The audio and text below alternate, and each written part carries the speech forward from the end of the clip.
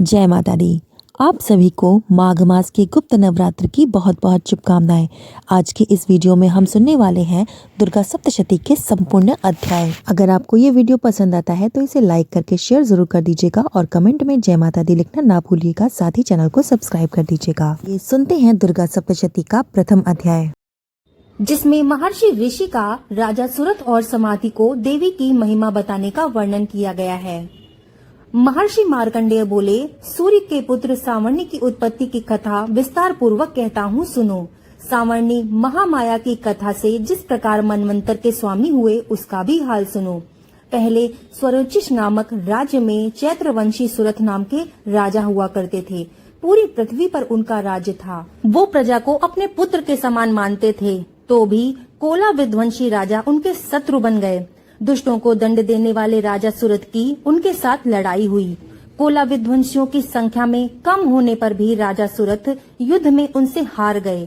तब वो अपने नगर में आ गए। केवल अपने देश का राज ही उनके पास रह गया था और वो उसी देश के राजा होकर राज्य करने लगे, किंतु उनके शत्रुओं ने वहाँ पर भी उन पर आक्रमण कर दिया।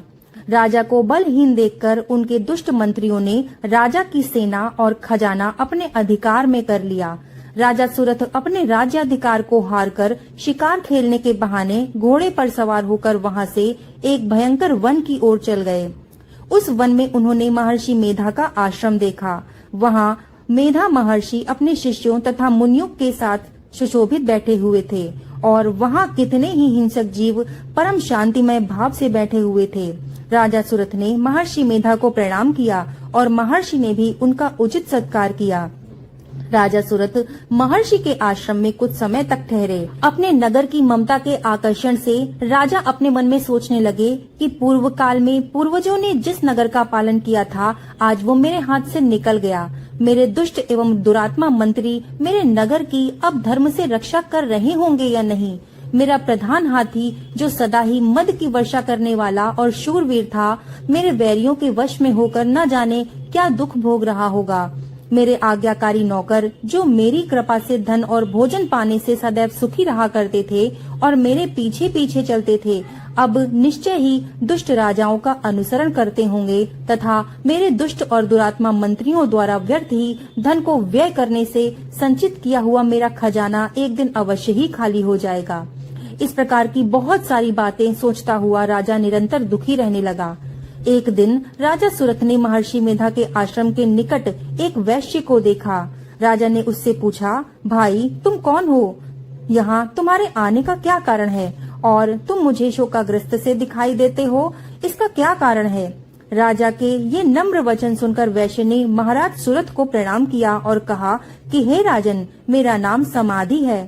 मैं धनियों के कुल में उत्पन्न एक वैश्य हूँ। मेरे दुष्ट स्त्री पुत्र आदि ने लोभ से मेरा सारा धन छीन लिया है और मुझे घर से निकाल दिया है।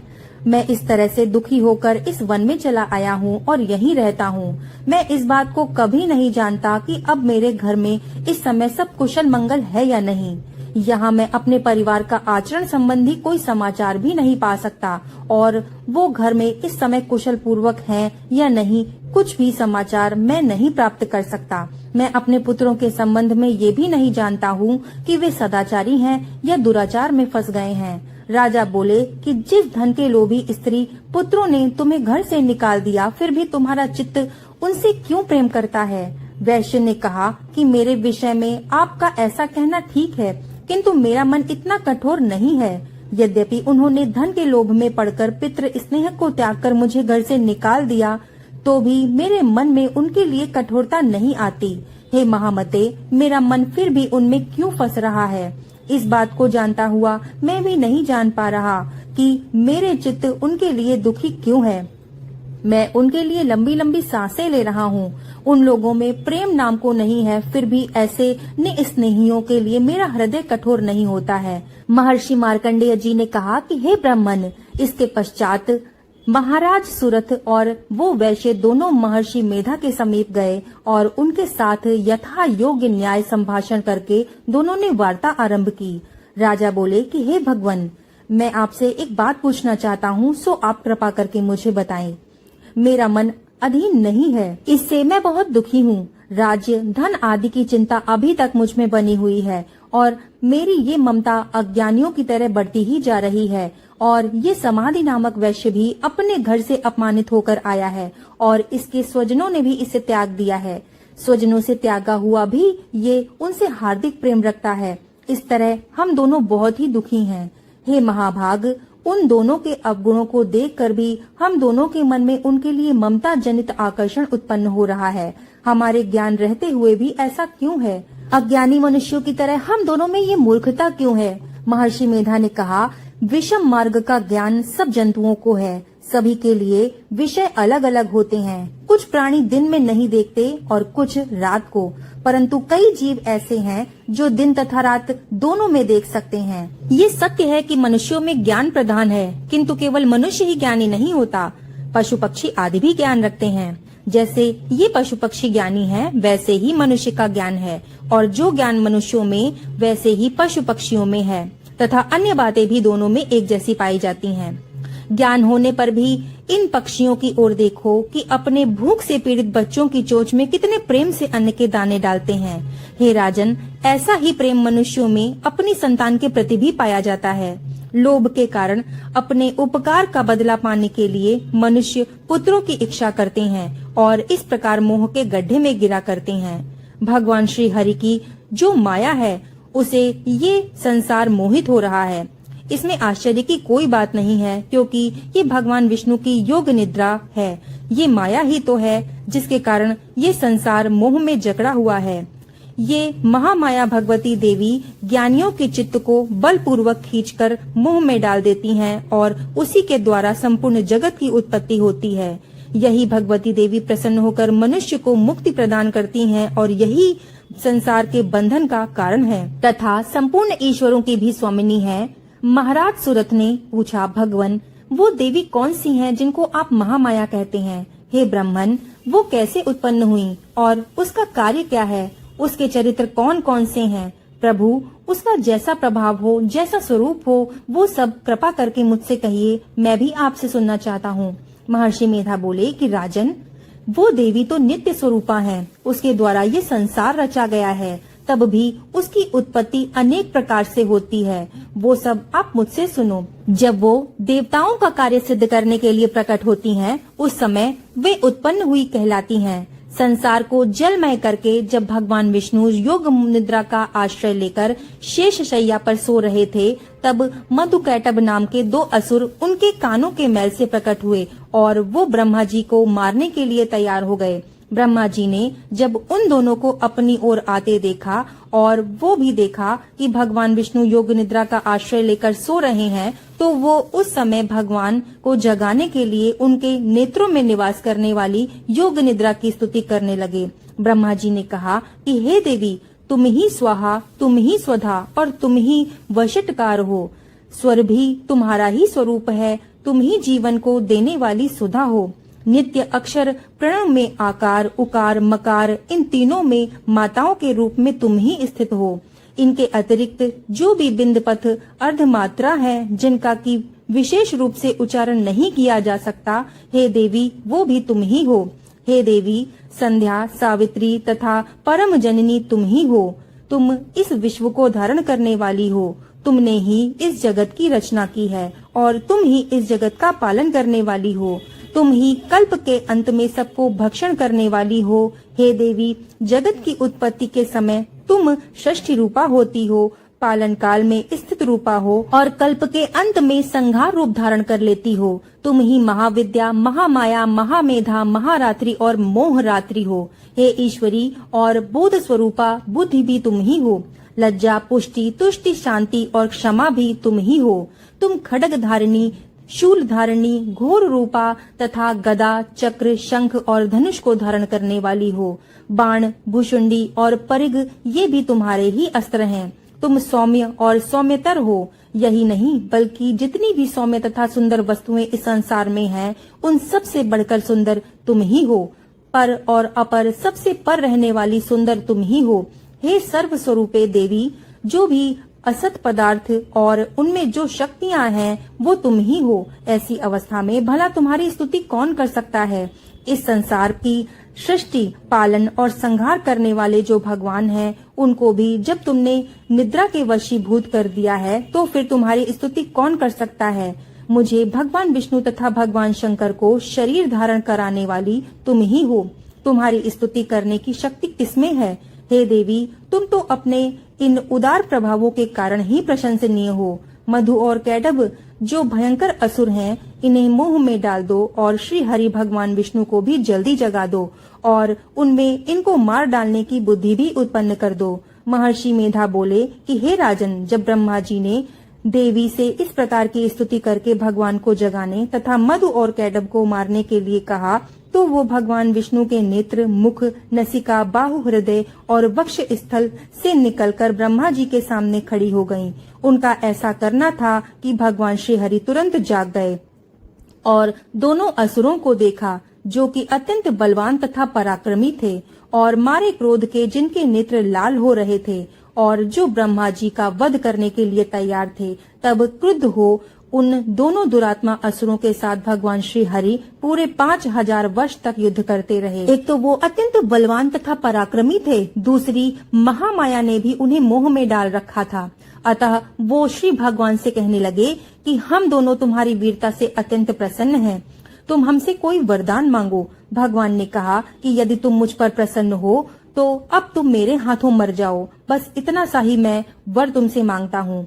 यहाँ दूसरे वर का क्या प्रयोजन है? महर्षि मेधा बोले, इस तरह से जब वो धोखे में आ गए और अपने चारों ओर जल ही जल देखा, तो भगवान श्री हरि से कहने लगे कि जहाँ पर जल ना हो, सूखी जमीन हो, उसी जगह हमारा वध करिए।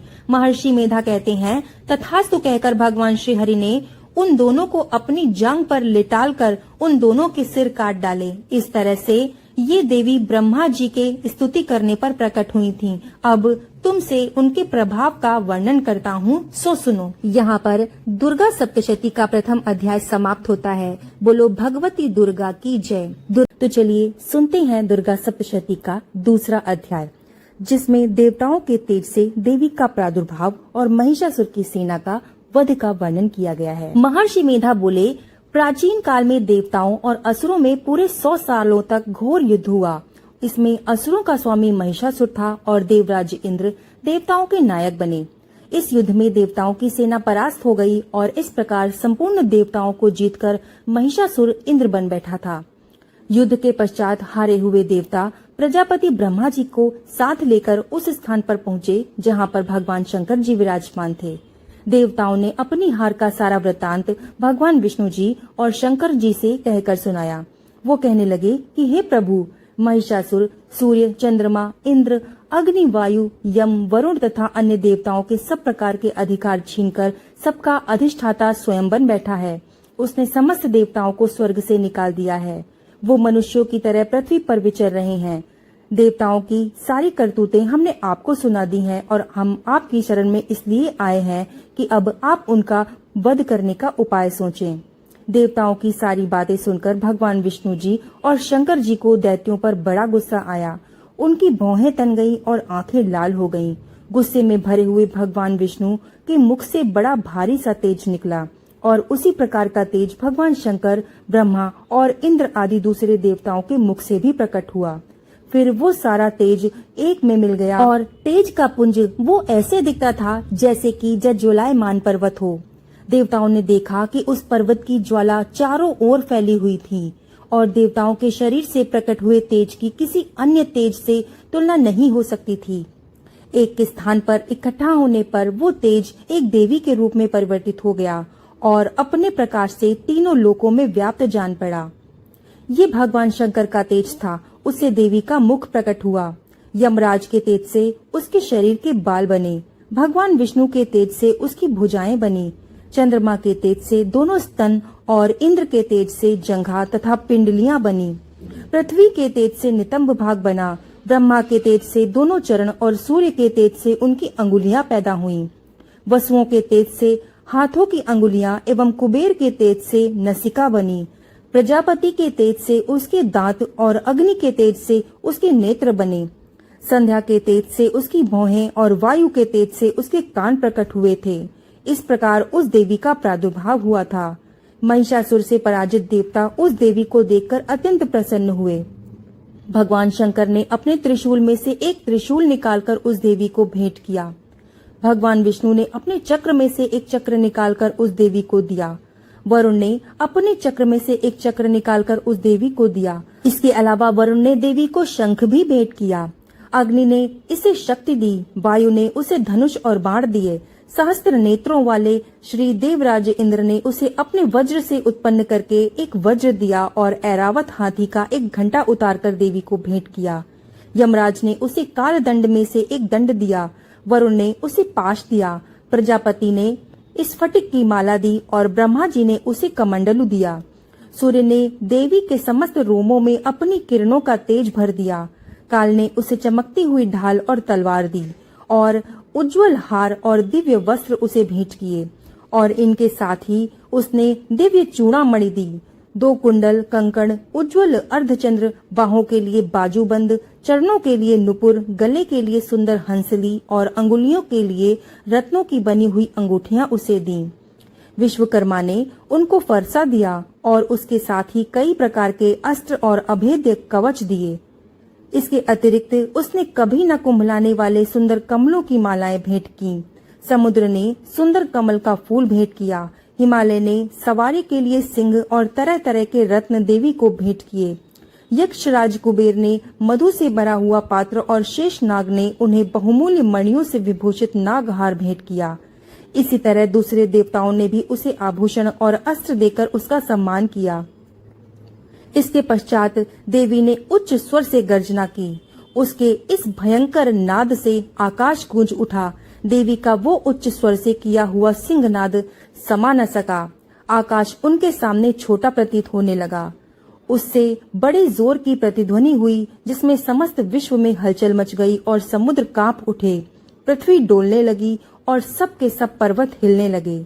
देवताओं ने उस समय प्रसन्न होकर सिंह वाहिनी जगतमयी देवी से कहा कि हे देवी, तुम्हारी जय हो। इसके साथ महर्षियों ने भक्ति भाव से विनम्र होकर उनकी स्तुति की। संपूर्ण त्रिलोक को शोक मग्न देखकर दैत्यगण अपनी सेनाओं को साथ लेकर और हथियार लेकर उठ खड़े हुए। महिषासुर की क्रोध की कोई सीमा नहीं थी। उसने क्रोध में भरकर कहा कि ये सब क्या उत्पात है। फिर वो अपनी सेना के साथ उस ओर दौड़ा जिस ओर से भयंकर नाद का शब्द सुनाई दिया था और आगे पहुंचकर उसने देवी को देखा जो कि अपनी प्रभा से तीनों लोकों को प्रकाशित कर रही थी। उसके चरणों के भार से पृथ्वी दबी जा रही थी। माथे के मुकुट से आकाश में एक रेखा सी बन रही थी और उसके धनुष की टंकार से सभी लोग क्षुब्ध हो रहे थे। देवी अपनी सहस्त्रों भुजाओं को संपूर्ण दिशाओं में फैलाए हुए खड़ी थी। इसके पश्चात उनका दैत्यों के साथ युद्ध छिड़ गया और कई प्रकार के अस्त्र शस्त्रों से सबकी सब दिशाएं उद्भाषित होने लगी। महिषासुर की सेना का सेनापति चिक्षुर नामक एक महान असुर था। वो आगे बढ़कर देवी के साथ युद्ध करने लगा और दूसरे दैत्यों की चतुरंगिणी सेना को साथ लेकर चामर भी लड़ने लगा और 60,000 महारथियों को साथ लेकर उदग्र नामक महादैत्य आकर युद्ध करने लगा और महाहनु नामक असुर 1 करोड़ रथियों को लेकर, असिलोमा नामक असुर 5 करोड़ सैनिकों को साथ लेकर युद्ध करने लगा। वाशकल नामक असुर 60 लाख असुरों के साथ युद्ध में आ डटा। विडाल नामक असुर 1 करोड़ रथियों सहित लड़ने को तैयार था। इन सब के अतिरिक्त भी हजारों असुर हाथी और घोड़े साथ लेकर लड़ने लगे और इन सब के पश्चात महिषासुर करोड़ों रथों और हाथियों और घोड़ों सहित वहां आकर देवी के साथ लड़ने लगा। सभी असुर तोमर, भिंदीपाल, शक्ति मुसल, खड्गों, फरसों, पट्टियों के साथ रणभूमि में देवी के साथ युद्ध करने लगे। कई शक्तियां फेंकने लगे और अन्य शस्त्र आदि से लड़ने लगे। इसके पश्चात सब के सब दैत्य अपनी अपनी तलवारें हाथों में लेकर देवी की ओर दौड़े और उसे मार डालने का प्रयत्न करने लगे। मगर देवी ने क्रोध में भरकर खेल ही खेल में उन सबके अस्त्रों शस्त्रों को काट दिया। इसके पश्चात ऋषियों और देवताओं ने देवी की स्तुति करना आरंभ कर दिया और प्रसन्न होकर असुरों के शरीर पर वो अस्त्रों शस्त्रों की वर्षा करती रही। देवी का वाहन भी क्रोध में भरकर दैत्य सेना में इस प्रकार विचरने लगा जैसे कि वन में दावानल फैल रहा हो। युद्ध करती हुई देवी ने क्रोध में भर जितने श्वासों को छोड़ा वो तुरंत ही सैकड़ों हजारों गणों के रूप में परिवर्तित हो गए। वे सभी गण फरसे, भिंदीपाल, खड़ग तथा पट्टिश इत्यादि अस्त्रों के साथ दैत्यों से युद्ध करने लगे। देवी की शक्ति से बढ़े हुए वो गण दैत्यों का नाश करते हुए ढोल, शंख व मृदंग आदि बजा रहे थे। फिर देवी ने त्रिशूल, गदा, शक्ति, खड़ग इत्यादि से सहस्त्रों असुरों को मार डाला। कितनों को घंटे की भयंकर आवाज से ही यमलोक पहुंचा दिया। कितने ही असुरों को उसने पास में बांधकर पृथ्वी पर धर घसीटा। कितनों को अपनी तलवार से टुकड़े टुकड़े कर दिए और कितनों को गदा की चोट से धरती पर सुला दिया। कई दैत्य मूसल की मार से घायल होकर रक्त वमन करने लगे और कई शूल से छाती फट जाने के कारण पृथ्वी पर लेट गए और कितनों की बाण से कमर टूट गई। देवताओं को पीड़ा देने वाले दैत्य कट कट कर मरने लगे। कितनों की बाहें अलग हो गईं, कितनों की ग्रीवाएं कट गईं, कितनों के सर कट कर दूर भूमि पर लुढ़क गए और कितनों के शरीर बीच में से कट गए और कितनों की जंघाएं कट गईं और वो पृथ्वी पर गिर पड़े। कितने ही असुर सिर व पैरों के कटने पर भी भूमि पर से उठ खड़े हुए और अस्त्र शस्त्र हाथ में लेकर देवी से लड़ने लगे और कई दैत्यगण भूमि में से बाजों की ध्वनि के साथ नाच रहे थे। कई असुर जिनके सिर कट चुके थे बिना सिर के धड़ से ही हाथ में शस्त्र लिए हुए लड़ रहे थे। दैत्य रह रहकर ठहरो ठहरो कहते हुए देवी को युद्ध के लिए ललकार रहे थे। जहाँ पर ये घोर संग्राम हुआ था वहाँ की भूमि रथ, हाथी, घोड़े और असुरों की लाशों से भर गई थी और असुर सेना के बीच में रक्तपात होने के कारण रुधिर की नदियां बह रही थीं और इस तरह देवी ने असुरों की विशाल सेना को क्षण भर में इस तरह से नष्ट कर डाला जैसे तृणकाष्ठ के बड़े समूह को अग्नि नष्ट कर डालती है। और देवी का सिंह भी गर्दन के बालों को हिलाता हुआ और बड़ा शब्द करता हुआ असुरों के शरीरों से मानो उसके प्राणों को ढूंढ रहा था। वहाँ देवी के गणों ने जब दैत्यों के साथ युद्ध किया तो देवताओं ने प्रसन्न होकर आकाश से उन पर पुष्प वर्षा कर दी। बोलो भगवती देवी की जय। यहाँ पर द्वितीय अध्याय समाप्त हुआ। अब सुनते हैं तृतीय अध्याय, जिसमें सेनापतियों रहित महिषासुर के वध का वर्णन किया गया है। महर्षि मेधा कहते हैं कि महिषासुर की सेना नष्ट होते देखकर उस सेना का सेनापति चिक्षुर क्रोध में भरकर देवी के साथ युद्ध करने के लिए आगे बढ़ा। वो देवी पर इस प्रकार बाणों की वर्षा करने लगा मानो सुमेर पर्वत पर पानी की धार बरसा रहा हो। इस प्रकार देवी ने अपने बाणों से उसके बाणों को काट डाला तथा उसके घोड़ों व सारथियों को मार डाला। साथ ही उसके धनुष और उनकी अत्यंत ऊंची ध्वजा को भी काटकर नीचे गिरा दिया। उसका धनुष कट जाने के पश्चात उसके शरीर के अंगों को भी अपने बाणों से बींध दिया। धनुष, घोड़ों और सारथी के नष्ट हो जाने पर वो असुर ढाल और तलवार लेकर देवी की तरफ आया। उसने अपनी तीक्ष्ण धार वाली तलवार से देवी के सिंह के मस्तक पर प्रहार किया और बड़े वेग से देवी की बाईं भुजा पर वार किया, किंतु देवी की बाईं भुजा को छूते ही उस दैत्य की तलवार टूटकर दो टुकड़े हो गए। इस दैत्य ने क्रोध में भरकर शूल हाथ में लिया और देवी की ओर फेंका। देवी की ओर आता हुआ वो शूल आकाश से गिरते हुए सूर्य के समान प्रज्वलित हो उठा। उस शूल को अपनी ओर आते हुए देखकर देवी ने भी शूल छोड़ा और महाअसुर के शूल के 100 टुकड़े कर दिए और साथ ही महाअसुर के प्राण भी हर लिए। चिक्षुर के मरने पर देवताओं को दुख देने वाला चामर नामक दैत्य हाथी पर सवार होकर देवी से लड़ने के लिए आया और उसने आने के साथ ही शक्ति से प्रहार किया, किंतु देवी ने अपनी हुंकार से ही उसे तोड़कर पृथ्वी पर डाल दिया। शक्ति को टूटा हुआ देखकर दैत्य ने क्रोध से लाल होकर शूल चलाया, किंतु देवी ने उसको भी काट डाला। इतने में देवी का सिंह उछलकर हाथी के मस्तक पर सवार हो गया और दैत्य के साथ बहुत ही तीव्र युद्ध करने लगा। फिर वो दोनों लड़ते हुए हाथी पर से पृथ्वी पर आ गिरे और दोनों बड़े क्रोध से लड़ने लगे। फिर सिंह बड़े जोर से आकाश की ओर उछला और जब पृथ्वी की ओर आया तो अपने पंजे से चामर का सिर धड़ से अलग कर दिया। क्रोध में भरी हुई देवी ने शिला और वृक्ष आदि की चोटों से उदग्र को भी मार दिया। कराल को दांतों, मुक्कों और थप्पड़ों से चूर्ण कर दिया।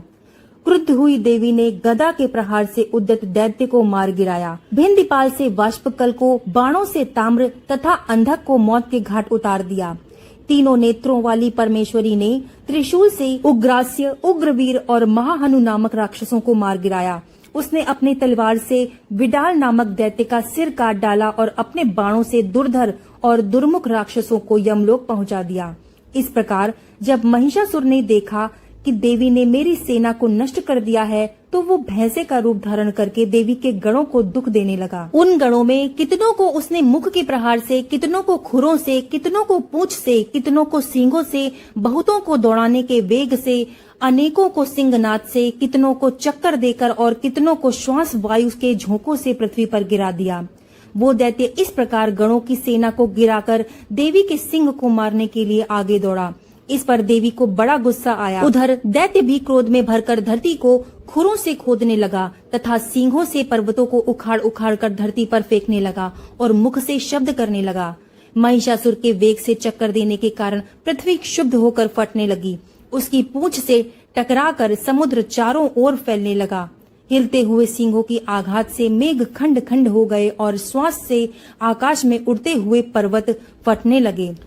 इस तरह क्रोध में भरे हुए राक्षस को देख चंडिका को भी बड़ा क्रोध आया और वो उसे मारने के लिए क्रोध में भर गई। देवी ने पाश फेंक कर दैत्य को बांध लिया और उसने बंध जाने पर दैत्य का रूप त्याग दिया और सिंह का रूप बना लिया। और ज्यों ही देवी उसका सिर काटने के लिए तैयार हुई कि उसने पुरुष का रूप बना लिया, जो कि हाथ में तलवार लिए हुए खड़ा था। देवी ने तुरंत ही अपने बाणों के साथ उस पुरुष को उसकी तलवार ढाल सहित बींध डाला। इसके पश्चात वो हाथी के रूप में दिखाई देने लगा और अपनी लंबी सूंड से देवी के सिंग को खींचने लगा और गर्जना करने लगा। देवी ने अपनी तलवार से उसकी सूंड को काट डाला। तब राक्षस ने एक बार फिर भैंसे का रूप धारण कर लिया और पहले की तरह चर अचर जीवों सहित समस्त त्रिलोकी को व्याकुल करने लगा। इसके पश्चात क्रोध में भरी हुई देवी बारंबार उत्तम मधु का पान करने लगी और लाल लाल नेत्र करके हंसने लगी। उधर बलवीर तथा मद से क्रुद्ध हुआ दैत्य भी गरजने लगा और अपनी सींगों से देवी पर पर्वत को फेंकने लगा। देवी अपने बाणों से उसके फेंके हुए पर्वतों को चूर्ण करती हुई बोली, ओ मूर्ण, जब तक मैं मधुपान कर रही हूँ तब तक तू गरज ले। इसके पश्चात मेरे हाथों तेरी मृत्यु हो जाने पर देवता गरजेंगे। महर्षि मेधा ने कहा कि ऐसा कहकर देवी उछलकर उस दैत्य पर जा चढ़ी और उसको अपने पैरों से दबाकर शूल से उसके गले पर आघात किया। देवी के पैर से दबने पर भी दैत्य अपने दूसरे रूप से अपने मुख से बाहर होने लगा। अभी वो आधा ही बाहर निकला था कि देवी ने अपने प्रभाव से उसे रोक दिया और वो आधा निकला हुआ ही दैत्य युद्ध करने लगा तो देवी ने अपनी तलवार से उसका सिर काट दिया। इसके पश्चात सारी राक्षस सेना हाहाकार करती हुई वहां से भाग खड़ी हुई और सब देवता अत्यंत प्रसन्न हुए और ऋषियों महर्षियों सहित देवी की स्तुति करने लगे। गंधर्वराज गान करने लगे तथा अप्सराएं नृत्य करने लगी। बोलो भगवती दुर्गा की जय।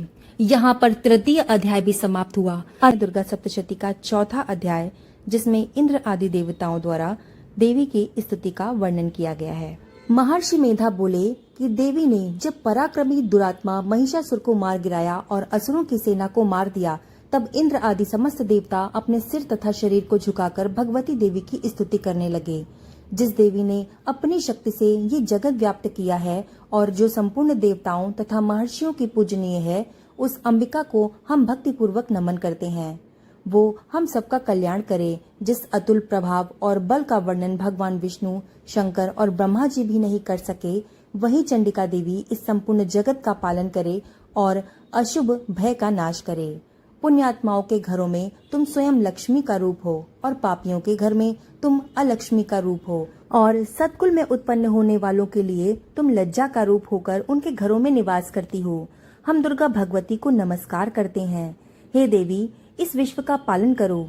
हे देवी, हम तुम्हारे अचिंत्य रूप का किस प्रकार वर्णन करें। असुरों का नाश करने वाले भारी पराक्रम तथा समस्त देवताओं और दैत्यों के विषय में जो तुम्हारे पवित्र चरित्र हैं, हम उनको किस प्रकार वर्णन करें।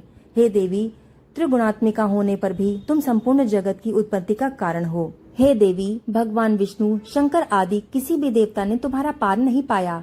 तुम सबकी आश्रय हो। ये संपूर्ण जगत तुम्हारा ही अंश रूप है, क्योंकि तुम सबकी आदि भूत प्रकृति हो। हे देवी, तुम्हारे जिस नाम के उच्चारण से संपूर्ण यज्ञों में सब देवता तृप्ति लाभ करते हैं, वो स्वाहा तुम ही हो। इसके अतिरिक्त तुम पितरों की तृप्ति का कारण हो, इसलिए सब आपको स्वधा कहते हैं। हे देवी, ये विद्या जो मोक्ष देने वाली है, जो अचिंत्य महाज्ञान स्वरूपा है तत्वों के सार को वश में करने वाले, संपूर्ण दोषों को दूर करने वाले, मोक्ष की इच्छा करने वाले मुनिजन जिसका अभ्यास करते हैं वो तुम ही हो।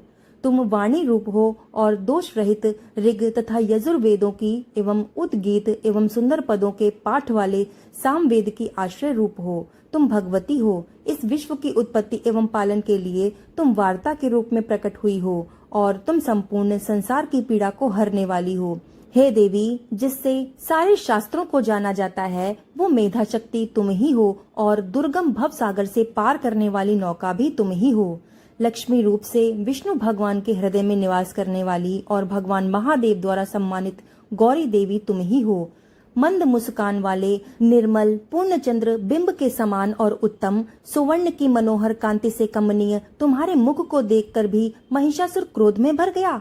वो बड़े आश्चर्य की बात है। और हे देवी, तुम्हारा यही मुख जब क्रोध से भर गया तो उदय काल के चंद्रमा की भांति लाल हो गया और तनी हुई भौहों के कारण विकराल रूप हो गया। उसे देखकर भी महिषासुर के शीघ्र प्राण नहीं निकल गए। ये बड़े आश्चर्य की बात है। आपके कुपित मुख के दर्शन करके भला कौन जीवित रह सकता है। हे देवी, तुम हमारे कल्याण के लिए प्रसन्न हो जाओ। आपके प्रसन्न होने से इस जगत का अभ्युदय होता है और जब आप क्रुद्ध हो जाती हैं तो कितने ही कुलों का सर्वनाश हो जाता है। ये हमने अभी अभी जाना है कि जब तुमने महिषासुर की बहुत बड़ी सेना को देखते ही देखते मार दिया है। हे देवी, सदा अभ्युदय देने वाली तुम जिस पर प्रसन्न हो जाती हो वही देश में सम्मानित होते हैं। उनके धन यश की वृद्धि होती है। उनका धर्म कभी भी शिथिल नहीं होता है और उनके यहाँ अधिक पुत्र पौत्र और नौकर चाकर होते हैं। हे देवी, तुम्हारी कृपा से धर्मात्मा पुरुष प्रतिदिन श्रद्धा पूर्वक यज्ञ करता है और धर्मानुकूल आचरण करता है और उसके प्रभाव से स्वर्ग लोक में जाता है, क्योंकि तुम तीनों लोकों में मनवांछित फल देने वाली हो। हे माँ दुर्गे, तुम स्मरण करने पर संपूर्ण जीवों के भय को नष्ट कर देती हो और स्थिर चित्त वालों के द्वारा चिंतन करने पर उन्हें और अत्यंत मंगल देती हो। हे दरिद्र दुखनाशिनी देवी, तुम्हारे सिवा दूसरा कौन है। तुम्हारा चित्त सदा दूसरों के उपकार में लगा रहता है। हे देवी, तुम शत्रुओं को इसलिए मारती हो क्योंकि उनके मरने से दूसरों को सुख मिलता है। वो चाहे नरक जाने के लिए चिरकाल तक पाप करते रहे हों, किंतु तुम्हारे साथ युद्ध करके सीधे स्वर्ग को जाते हैं, इसलिए तुम उनका वध करती हो। हे देवी, क्या तुम दृष्टिपात मात्र से समस्त असुरों को भस्म नहीं कर सकती? अवश्य ही कर सकती हो, किंतु तुम्हारा शत्रुओं को शस्त्रों के द्वारा मारना इसलिए है कि शस्त्रों के द्वारा मरकर ही वे स्वर्ग जाएं। इस तरह से हे देवी, तुम उन शत्रुओं के प्रति भी तुम्हारा विचार उत्तम है। हे देवी, तुम्हारे उग्र खड़ग की चमक से और त्रिशूल की नोक की कांति की किरणों से असुर की आंखें फूट नहीं गईं। उसका कारण ये था कि वे किरणों से शोभायमान तुम्हारे चंद्रमा के समान आनंद प्रदान करने वाले मुख को देख रहे थे। हे देवी, तुम्हारा शील बुरे वृत्तांत को दूर करने वाला है और सबसे अधिक तुम्हारा रूप है जो न कभी चिंतन में आ सकता है और न जिसकी दूसरों से कभी तुलना हो सकती है। तुम्हारा बल व पराक्रम शत्रुओं का नाश करने वाला है। इस तरह तुमने शत्रुओं पर भी दया प्रकट की है। हे देवी, तुम्हारे बल की किसके साथ बराबरी की जा सकती है तथा शत्रुओं को भय देने वाला इतना सुंदर रूप भी और किसका है। हृदय में कृपा और युद्ध में निष्ठुरता, ये दोनों बातें तीनों लोकों में केवल तुम ही में देखने में आई हैं। हे माता, युद्ध भूमि में शत्रुओं को मारकर तुमने उन्हें स्वर्ग लोक में पहुंचाया है। इस तरह तीनों लोकों की तुमने रक्षा की है तथा उन उन्मत्त असुरों से जो हमें भय था उनको भी तुमने दूर किया है। तुमको हमारा नमस्कार है। हे देवी, तुम शूल तथा खड्ग से हमारी रक्षा करो तथा घंटे की ध्वनि से और धनुष की टंकोर से भी हमारी रक्षा करो। हे चंडिके, आप अपने शूल को घुमाकर पूर्व, पश्चिम, उत्तर तथा दक्षिण दिशा से हमारी रक्षा करो। तीनों लोकों में जो तुम्हारे सौम्य रूप हैं तथा घोर रूप हैं, उनसे हमारी रक्षा करो तथा इस पृथ्वी की रक्षा करो। हे अंबिके, आपके कर पल्लवों में जो खड्ग, शूल और गदा आदि शस्त्र शोभायमान हैं, उससे हमारी रक्षा करो।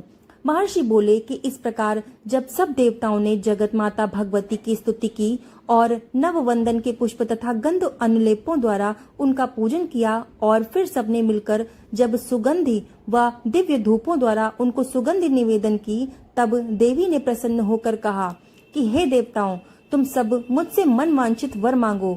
तो देवता बोले कि हे भगवती, तुमने हमारा सब कुछ कार्य कर दिया है। अब हमारे लिए कुछ भी मांगना बाकी नहीं रहा, क्योंकि तुमने हमारे शत्रु महिषासुर को ही मार डाला है। हे महेश्वरी, तुम इस पर भी यदि हमें कोई वर देना चाहती हो तो बस इतना वर दो कि जब जब हम आपका स्मरण करें तब तब आप हमारी विपत्तियों का हरण करने के लिए हमें दर्शन दिया करो। हे अंबिके, जो कोई भी तुम्हारी स्तुति करे तुम उनको वित्त समृद्धि और वैभव देने के साथ ही उनके धन और स्त्री आदि संपत्ति को बढ़ाओ और हम पर सदा प्रसन्न रहो। महर्षि बोले कि हे राजन, देवताओं ने जब जगत के लिए तथा अपने लिए इस प्रकार से प्रश्न किया तो बस तथास्तु कहकर देवी अंतर्ध्यान हो गईं।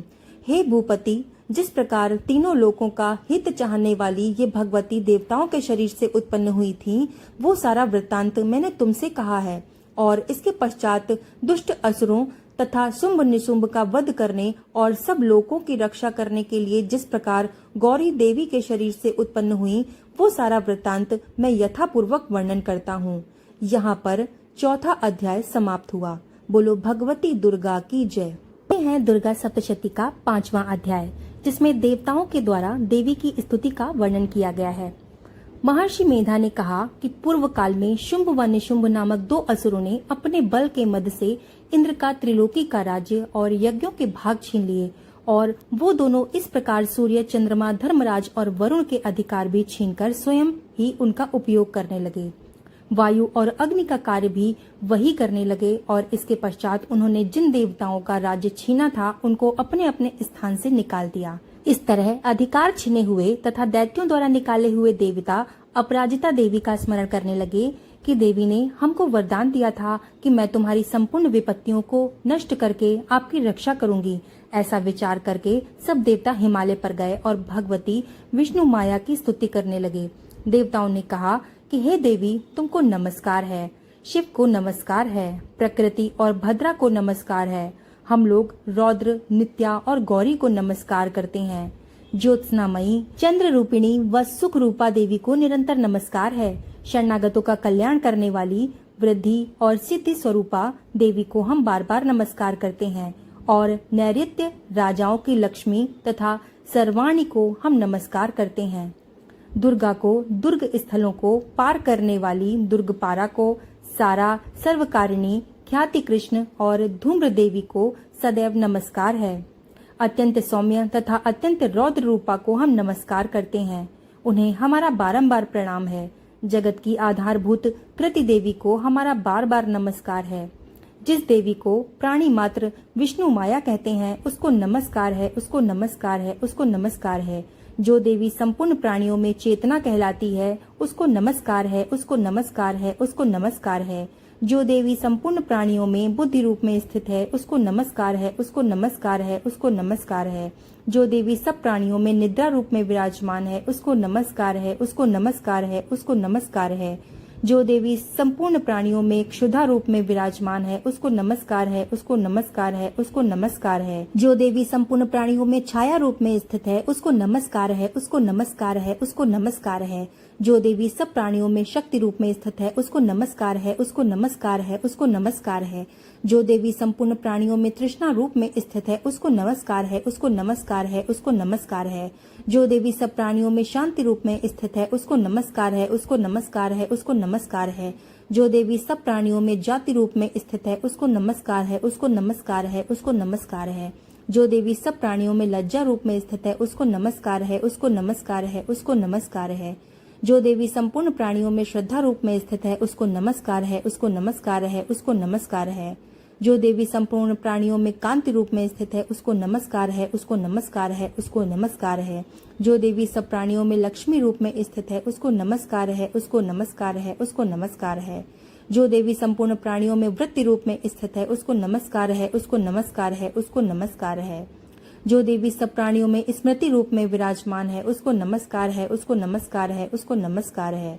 जो देवी सब प्राणियों में दया रूप में स्थित है उसको नमस्कार है, उसको नमस्कार है, उसको नमस्कार है। जो देवी सब प्राणियों में तुष्टि रूप में स्थित है उसको नमस्कार है, उसको नमस्कार है, उसको नमस्कार है। जो देवी संपूर्ण प्राणियों में मात्र रूप में स्थित है उसको नमस्कार है, उसको नमस्कार है, उसके नमस्कार है। जो देवी संपूर्ण प्राणियों में भ्रांति रूप में स्थित है उसको नमस्कार है, उसको नमस्कार है, उसको नमस्कार है। जो देवी संपूर्ण प्राणियों में नित्य व्याप्त रहती है उसको नमस्कार है, उसको नमस्कार है, उसको नमस्कार है। जो देवी चैतन्य रूप से इस संपूर्ण संसार को व्याप्त करके स्थित है उसको नमस्कार है, उसको नमस्कार है, उसको नमस्कार है। पूर्व काल में देवताओं ने अपने अभीष्ट फल पाने के लिए जिसकी स्तुति की और देवराज इंद्र ने बहुत दिनों तक जिसका सेवन किया है, वो कल्याण की साधना भूता ईश्वरी हमारा कल्याण और मंगल करे तथा सारी विपत्तियों को नष्ट कर डाले। असुरों के सताए हुए हम संपूर्ण देवता उस परमेश्वरी को इस समय नमस्कार करते हैं तथा जो भक्ति पूर्वक स्मरण किए जाने पर तुरंत ही सब विपत्तियों को नष्ट कर देती है, वो जगदम्बा इस समय भी हमारा मंगल करके हमारी सारी विपत्तियों को दूर करे। महर्षि मेधा कहते हैं कि हे राजन, इस प्रकार जब देवता स्तुति कर रहे थे तो उसी समय पार्वती देवी गंगा में स्नान करने के लिए आईं। तब उनके शरीर से प्रकट होकर शिवा देवी बोली कि शुंभ दैत्य के द्वारा स्वर्ग से निकाले हुए और निशुंभ से हारे हुए ये देवता मेरी स्तुति कर रहे हैं। पार्वती के शरीर से अंबिका निकली थीं, इसीलिए उसको संपूर्ण लोक में कौशिकी कहते हैं। कौशिकी के प्रकट होने के पश्चात पार्वती देवी के शरीर का रंग काला हो गया और वो हिमालय पर रहने वाली कालिका देवी के नाम से प्रसिद्ध हुई। फिर शुंभ और निशुंभ के दूत चंडमुंड वहां आए और उन्होंने परम मनोहर रूप वाली अंबिका देवी को देखा। फिर वो शुंभ के पास जाकर बोले कि महाराज, एक अत्यंत सुंदर स्त्री हिमालय को प्रकाशित कर रही है। वैसा रंग रूप आज तक हमने किसी स्त्री में नहीं देखा। हे असुरेश्वर, आप ये पता लगाएं कि वो कौन है और उसको ग्रहण कर लें। वो स्त्री स्त्रियों में रत्न है। वो अपनी कांति से 10 दिशाओं को प्रकाशित करती हुई वहाँ स्थित है, इसलिए आपका उसको देखना उचित है। हे प्रभु, तीनों लोकों के हाथी, घोड़े और मणि इत्यादि जितने भी रत्न हैं, वो सब इस समय आप ही के घर में शोभायमान हैं।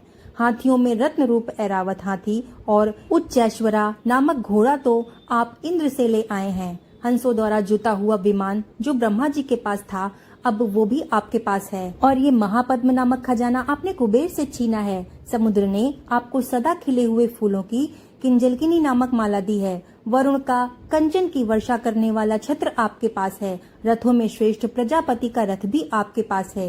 हे दैत्येंद्र, मृत्यु से उत्क्रांतिका नामक शक्ति भी आपने छीन ली है और वरुण का पाश भी आपके भ्राता निशुंभ के अधिकार में है। और जो अग्नि में न जल सके ऐसे 2 वस्त्र भी अग्निदेव ने आपको दिए हैं। हे दैत्यराज, इस प्रकार सारी रत्न रूपी वस्तुएं आप संग्रह कर चुके हैं, तो फिर ये कल्याणकारी स्त्रियों में रत्न रूप अनुपम स्त्री आप क्यों नहीं ग्रहण करते? महर्षि मेधा बोले, चंडमुंड का ये वचन सुनकर शुंभ ने विचारा कि सुग्रीव को अपना दूत बनाकर देवी के पास भेजा जाए। प्रथम उसको सब कुछ समझा दिया और कहा कि वहां जाकर तुम उसको अच्छी तरह से समझाना और ऐसा उपाय करना जिससे वो प्रसन्न होकर तुरंत मेरे पास चली आए। भली प्रकार समझाकर कहना। दूत सुग्रीव पर्वत के उस रमणीय भाग में पहुंचा जहां देवी रहती थी। दूत ने कहा कि हे देवी, दैत्यों का राजा शुंभ जो इस समय तीनों लोकों का स्वामी है, मैं उसका दूत हूँ और यहाँ तुम्हारे पास आया हूँ। संपूर्ण देवता उसकी आज्ञा एक स्वर में मानते हैं। अब जो कुछ उसने कहलवा के भेजा है वो सुनो। उसने कहा है कि इस समय संपूर्ण त्रिलोकी मेरे वश में है और संपूर्ण यज्ञों के भाग को पृथक पृथक मैं ही लेता हूँ और तीनों लोकों में जितने श्रेष्ठ रत्न हैं वो सब मेरे पास हैं। देवराज इंद्र का वाहन ऐरावत मेरे पास है, मैंने उसे छीन लिया है। उच्चवेश्वा नामक घोड़ा जो क्षीर सागर मंथन करने से प्रकट हुआ था और देवताओं ने उसे मुझे समर्पित किया है। हे सुंदरी, इनके अतिरिक्त और भी अन्य रत्न और आभूषण पदार्थ देवताओं के पास जो थे वो अब मेरे पास हैं। हे देवी, मैं तुम्हें संसार में स्त्रियों में रत्न मानता हूँ, क्योंकि रत्नों का उपभोग करने वाला केवल मैं ही हूँ। हे चंचल कटाओं वाली सुंदरी, अब ये मैं तुझ पर छोड़ता हूँ कि तू मेरे या मेरे भाई पराक्रमी निशुंभ की सेवा में आ जाए। यदि तू मुझे वरेगी तो तुझे अतुल महान ऐश्वर्य की प्राप्ति होगी। अतः तुम अपनी बुद्धि से विचार करके मेरे पास चली आओ। महर्षि मेधा ने कहा कि दूत के ऐसा कहने पर संपूर्ण जगत का कल्याण करने वाली भगवती दुर्गा मन ही मन मुस्कुराई और इस प्रकार कहने लगी कि देवी ने कहा कि हे दूत, तू जो कुछ कह रहा है वो सत्य है, इसमें किंचित मात्र भी झूठ नहीं है। शुंभ इस समय तीनों लोगों का स्वामी है और निशुंभ भी उसी तरह का पराक्रमी है, किंतु इसके संबंध में मैं जो प्रतिज्ञा कर चुकी हूँ उसे मैं कैसे जुटला सकती हूँ। अब तू मैंने जो प्रतिज्ञा की है उसे सुन। जो मुझे युद्ध में जीत लेगा और मेरे अभिमान को खंडित करेगा तथा बल में मेरे समान होगा, वही मेरा स्वामी होगा। इसलिए शुंभ अथवा निशुंभ यहाँ आए और युद्ध में मुझे जीतकर मुझसे विवाह कर लें। इसमें भला देर की क्या आवश्यकता है। दूत ने कहा कि हे देवी, तुम अभिमान में भरी हुई हो। मेरे सामने तुम ऐसी बात ना करो। इस समय त्रिलोकी में मुझे तो ऐसा कोई दिखाई नहीं देता जो कि शुंभ और निशुंभ के सामने ठहर सके। हे देवी, जब अन्य देवताओं में से कोई भी शुंभ व निशुंभ के सामने युद्ध में ठहर नहीं सकता, तो तुम जैसी स्त्री उनके सामने रणभूमि में ठहर सकेगी? जिन शुंभ आदि असुरों के सामने इंद्र आदि देवता भी नहीं ठहर सके, तो तुम अकेली स्त्री उनके सामने कैसे ठहर सकती हो? तुम मेरा कहना मानकर उनके पास चली जाओ, नहीं तो वो तुम्हारे केश पकड़कर घसीटते हुए तुम्हें ले जाएंगे, तो तुम्हारा गौरव नष्ट हो जाएगा। इसलिए मेरी बात मान लो। तो देवी ने कहा कि जो कुछ तुमने कहा है वो ठीक है। शुंभ और निशुंभ बड़े बलवान हैं, लेकिन इसमें मैं क्या कर सकती हूँ, क्योंकि मैं बिना विचारे ही प्रतिज्ञा कर चुकी हूँ। इसलिए तुम जाओ और मैंने जो कुछ भी तुमसे कहा है वो सब आदर पूर्वक असुरेंद्र को कह दो। इसके पश्चात जो वो उचित समझे वो करें। यहाँ पे 5वां अध्याय समाप्त होता है। बोलो भगवती दुर्गा की जय। अब सुनते हैं 6ठा अध्याय, जिसमें धूम्रलोचन के वध का वर्णन किया गया है। महर्षि मेधा ने कहा कि देवी की बात सुनकर दूत क्रोध में भरा हुआ वहां से असुरेंद्र के पास पहुंचा और सारा वृत्तांत उसे कहकर सुनाया। दूत की बात सुन असुरेंद्र के क्रोध का पारावार न रहा और उसने अपने सेनापति धूम्रलोचन से कहा कि धूम्रलोचन, तुम अपनी सेना सहित वहां शीघ्र ही चले जाओ और उस दुष्टा के केश पकड़कर उसे घसीटते हुए यहाँ ले आओ। यदि उसकी रक्षा के लिए कोई दूसरा खड़ा हो, चाहे वो देवता, यक्ष अथवा गंधर्व ही क्यों न हो, तुम उसे भी मार डालना। महर्षि मेधा ने कहा कि शुंभ के इस प्रकार आज्ञा देने पर धूम्रलोचन 60,000 राक्षसों की सेना साथ लेकर वहां पहुंचा और देवी को देखकर ललकार कर कहने लगा, अरे तू अभी शुंभ और निशुंभ के पास चल। यदि तू प्रसन्नता पूर्वक मेरे साथ नहीं चलेगी तो मैं तेरे केशों को पकड़कर घसीटता हुआ तुझे ले चलूंगा। तो देवी बोली कि असुरेंद्र का भेजा हुआ तेरे जैसा बलवान यदि बलपूर्वक मुझे ले जाएगा तो ऐसी दशा में तुम्हारा मैं क्या ही कर सकती हूँ। महर्षि मेधा ने कहा। ऐसा कहने पर धूम्रलोचन उसकी ओर लपका, किंतु देवी ने उसे अपनी हुंकार से ही भस्म कर डाला। ये देखकर असुर सेना क्रुद्ध होकर देवी की ओर बढ़ी, परंतु अंबिका ने उन पर तीखे बाणों और शक्तियों तथा फरसों की वर्षा आरंभ कर दी। इतने में देवी का वाहन भी अपनी ग्रीवा के बालों को झटकता हुआ बड़ा भारी सा शब्द करता हुआ असुर सेना में कूद पड़ा। उसने कई असुरों को अपने पंजों से, कईयों को अपने जबड़े से और कई को धरती पर पटक पटक कर अपनी दाढ़ों से घायल करके मार डाला। उसने कई असुरों को अपने नख से पेट फाड़ डाले और कई असुरों का तो केवल थप्पड़ मारकर सिर धड़ से अलग कर दिया। कई असुरों की भुजाएं और सिर तोड़ डाले और गर्दन के बालों को हिलाते हुए उसने कई असुरों को पकड़कर उनके पेट फाड़कर उनका रक्त पी डाला। इस प्रकार देवी के उस महाबलवान सिंह ने क्षण भर में असुर की सेना को समाप्त कर दिया। शुंभ ने जब ये सुना कि देवी ने धूम्रलोचन असुर को मार डाला है और उसके सिंह ने सारी सेना का संहार कर डाला है, तब उसको बड़ा क्रोध आया। क्रोध के मारे उसके ओंठ फड़फड़ाने लगे। उसने चंड और मुंड नामक महाअसुरों को आज्ञा दे दी कि हे चंड, हे मुंड, तुम अपने साथ एक बड़ी सेना लेकर वहां जाओ और उस देवी के बाल पकड़कर उसे बांधकर तुरंत यहाँ ले आओ। यदि उसको यहाँ लाने में किसी प्रकार का संदेह हो तो अपनी सेना सहित उसे लड़ते हुए उसको मार डालो और जब वो दुष्टा और उसका सिंह दोनों मर जाएं, तब उसको भी बांधकर यहाँ ले आना। यहाँ पर 6वां अध्याय भी समाप्त होता है। बोलो भगवती दुर्गा की जय। अब सुनते हैं 7वां अध्याय, जिसमें चंड और मुंड के वध का वर्णन किया गया है। महर्षि मेधा ने कहा कि दैत्यराज की आज्ञा पाकर चंड और मुंड चतुरंगिनी सेना को साथ लेकर हथियार उठाए हुए देवी से लड़ने के लिए चल दिए। हिमालय पर्वत पर पहुंचकर उन्होंने मुस्कुराती हुई देवी जो सिंह पर बैठी हुई थी उनको देखा। जब असुर उनको पकड़ने के लिए तलवारें लेकर उनकी ओर बढ़े, तब अंबिका को उन पर बड़ा क्रोध आया और मारे क्रोध के उनका मुख काला पड़ गया, उनकी भ्रुकुटियां चढ़ गईं और उनके ललाट में से अत्यंत भयंकर तथा अत्यंत विस्तृत मुख वाली लाल आंखों वाली काली प्रकट हुई, जो कि अपने हाथ में तलवार और पाश लिए हुए थी। वो विचित्र खड्ग धारण किए हुए थी तथा चीते के चर्म की साड़ी एवं नरमुंडों की माला पहन रखी थी। उसका मांस सूखा हुआ था और शरीर केवल हड्डियों का ढांचा था, जो भयंकर शब्द से 10 दिशाओं को पूर्ण कर रही थी। वो असुर सेना पर टूट पड़ी और दैत्यों का भक्षण करने लगी। वो पार्श्व रक्षकों, अंकुशधारी महावतों, हाथियों पर सवार योद्धाओं और घंटा सहित हाथियों को एक हाथ से पटक पटक कर अपने मुंह में डाल रही थी और इस प्रकार वो घोड़ों, रथों, सारथियों व रथों में बैठे हुए सैनिकों को मुंह में डालकर भयानक रूप से चबा रही थी। किसी के केश पकड़कर, किसी को पैरों से दबाकर और किसी दैत्य को छाती से मसल मसल कर वो मार रही थी। वो दैत्य के छोड़े हुए बड़े बड़े अस्त्रों शस्त्रों को मुंह में पकड़कर और क्रोध में भरकर उनको दांतों में पीस रही थी। उसने कई बड़े बड़े असुर भक्षण कर डाले थे, कितनों को रौंद डाला और कितने तो उसकी मार के मारे भाग गए। कितनों को उसने तलवार से मार डाला और कितनों को अपने दांतों से समाप्त कर दिया। इस प्रकार से देवी ने क्षण भर में संपूर्ण दैत्य सेना को नष्ट कर दिया। ये देखकर महान पराक्रमी चंड काली देवी की ओर लपका और मुंड ने भी देवी पर अपने भयानक बाणों की वर्षा आरंभ कर दी और अपने हजारों चक्र उस पर छोड़े। उस समय वो चमकते हुए बाण व चक्र देवी के मुख में प्रविष्ट हुए और इस प्रकार दिख रहे थे जैसे मानो बहुत से सूर्य मेघों की घटा में प्रविष्ट हो रहे हों। इसके पश्चात भयंकर शब्द के साथ काली ने अत्यंत जोश में भरकर विकट अट्टहास किया। उसका भयंकर मुख देखा नहीं जाता था। उसके मुख से श्वेत दांतों की पंक्तियां चमक रही थीं।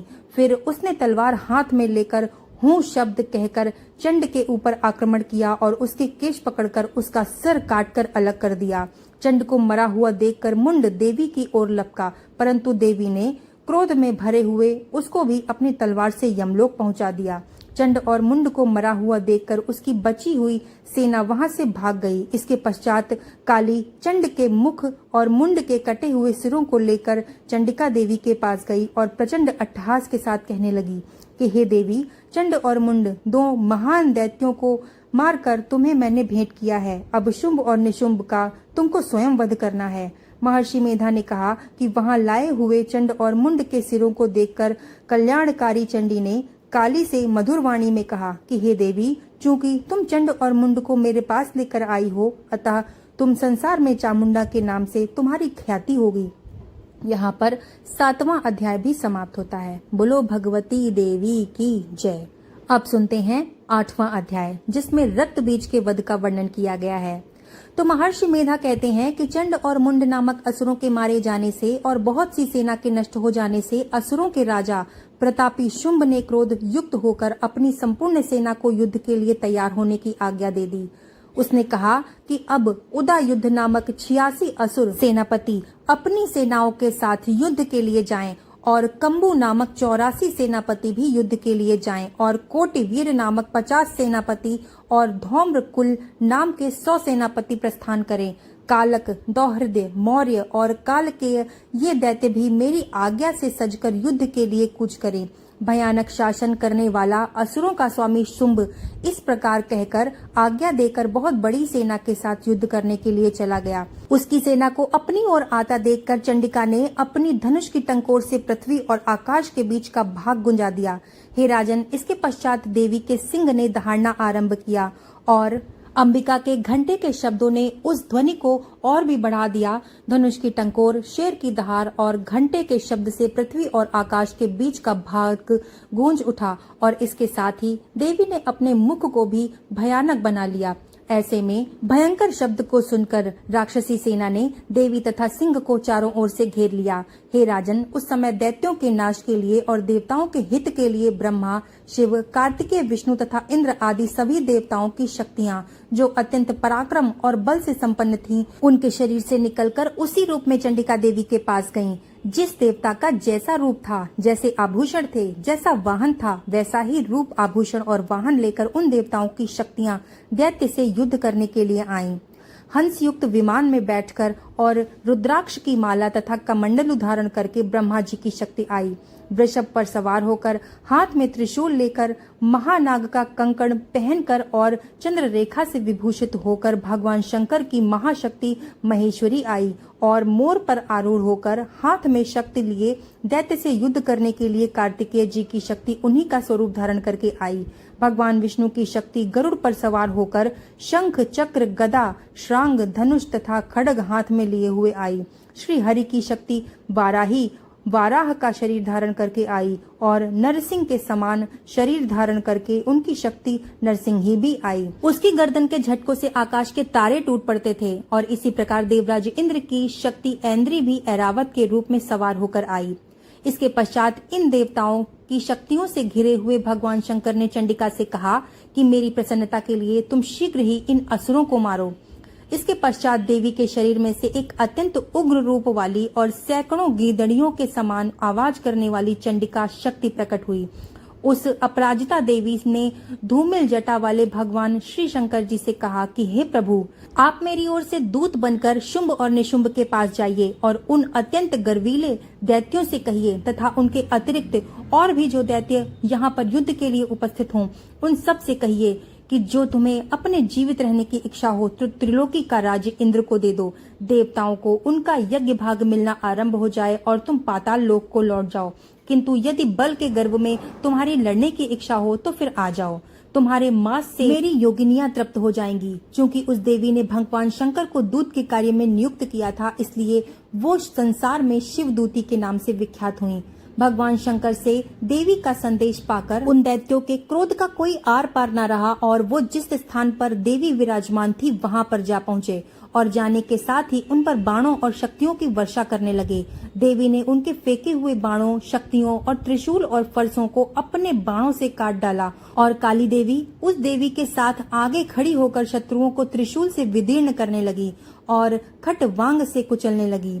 ब्रह्माणी जिस तरफ दौड़ती थी उसी तरफ अपने कमंडलू का जल छिड़ककर दैत्यों के वीर व बल को नष्ट कर देती थी और इस प्रकार महेश्वरी त्रिशूल से, वैष्णवी चक्र से और अत्यंत कोप वाली कौमारी शक्ति द्वारा असुरों को मार रही थी और ऐन्द्री के बाजू के प्रहार से सैकड़ों दैत्य रक्त की नदियां बहाते हुए पृथ्वी पर सो गए। वाराही ने कितने ही राक्षसों को अपनी थूथन द्वारा मृत्यु के घाट उतार दिया। दाढ़ों के अग्रभाग से निकले हुए कितने ही राक्षसों की छाती को चीर डाला गया और चक्र की चोट से कितनों को ही विदीर्ण करके धरती पर डाल दिया। बड़े बड़े राक्षसों को नरसिंही अपने नखों से विदीर्ण करके भक्षण कर रही थी और सिंहनाद से चारों दिशाओं में गूंजती हुई रणभूमि में विचर रही थी। शिवदूती के प्रचंड अट्टहास से कितने ही दैत्य भयभीत होकर पृथ्वी पर गिर पड़े और उनके गिरते ही वो उनका भक्षण कर गई। इस प्रकार क्रोध में भरे हुए मात्र गणों द्वारा नाना प्रकार के उपायों से बड़े बड़े असुरों को मारते हुए देखकर राक्षसी सेना भाग खड़ी हुई और उनको इस प्रकार भागता देख रक्तबीज नामक महान पराक्रमी राक्षस क्रोध में भरकर युद्ध के लिए आगे बढ़ा। उसके शरीर से रक्त की बूंदें पृथ्वी पर जैसे ही गिरती थी, तुरंत वैसे ही शरीर वाला तथा बलवान दैत्य पृथ्वी से उत्पन्न हो जाता था। रक्तबीज हाथ में गदा लेकर ऐन्द्री के साथ युद्ध करने लगा। जब ऐन्द्री शक्ति ने अपने वज्र से उसको मार डाला तो घायल होने के कारण उसके शरीर से बहुत सारा रक्त बहने लगा और उसकी प्रत्येक बूंद से उसके ही समान बलवान तथा महान पराक्रमी अनेकों दैत्य भयंकर रूप में प्रकट हो गए। वो सब के सब दैत्य बीज के समान ही बलवान और तेज वाले थे। वो भी भयंकर अस्त्र शस्त्र लेकर देवियों के साथ लड़ने लगे। जब ऐन्द्री के वज्र के प्रहार से उसके मस्तक पर चोट लगी तो वो रक्त बहने लगा। उसमें से हजारों पुरुष उत्पन्न हो गए। वैष्णवी ने चक्र से और ऐन्द्री ने गदा से रक्त बीज को चोट पहुंचाई और वैष्णवी के चक्र से घायल होने पर उसके शरीर से जो रक्त बहा उससे हजारों महान असुर पैदा हुए। वो असुर इतनी संख्या में थे कि पूरा जगत व्याप्त हो गया। कौमारी ने शक्ति से, वाराही ने खड़ग से और महेश्वरी ने त्रिशूल से उसको घायल किया।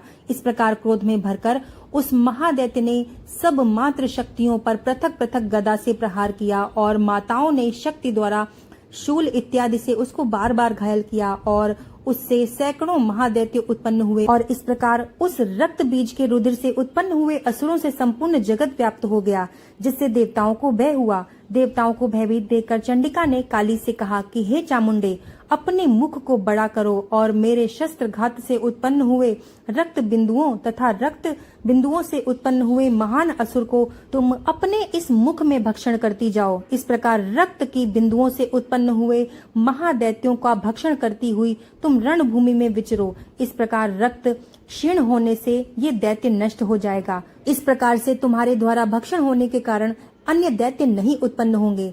काली से इस प्रकार कहकर चंडिका देवी ने रक्त बीज पर त्रिशूल से प्रहार किया और काली ने अपने मुख में उसका रक्त लिया। तब उसने गदा से चंडिका पर प्रहार किया। प्रहार से चंडिका को तनिक भी कष्ट न हुआ, किंतु रक्त बीज के शरीर से बहुत सारा रक्त बहने लगा। लेकिन उसके गिरने के साथ ही काली ने उसको अपने मुख में ले लिया। काली के मुख में उस रक्त से जो असुर उत्पन्न हुए उनको उसने भक्षण कर लिया और रक्त को पीती गई। तदंतर देवी ने रक्त बीज को, जिसका की खून काली ने पिया था, चंडिका ने उस दैत्य को वज्र, बाण, खड़ग तथा रिष्ट इत्यादि से मार डाला। हे राजन, अनेक प्रकार के शस्त्रों से मारा हुआ और खून से वंचित वो महान दैत्य रक्त बीज पृथ्वी पर गिर पड़ा। हे राजन, उसके गिरने से देवता अत्यंत प्रसन्न हुए और माताएं उन असुरों का रक्त पीने के पश्चात उद्यत होकर नृत्य करने लगीं।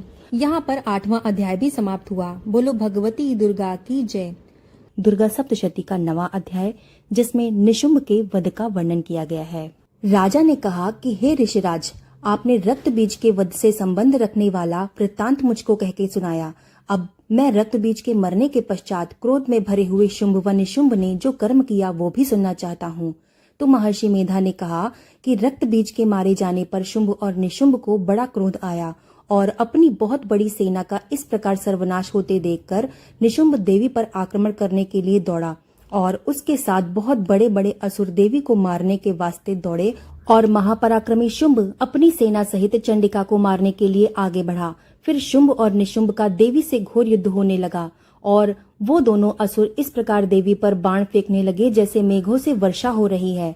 उन दोनों के चलाए हुए बाणों को देवी ने अपने बाणों से काट डाला और अपने शस्त्रों की वर्षा से उन दोनों दैत्यों को चोट पहुंचाई।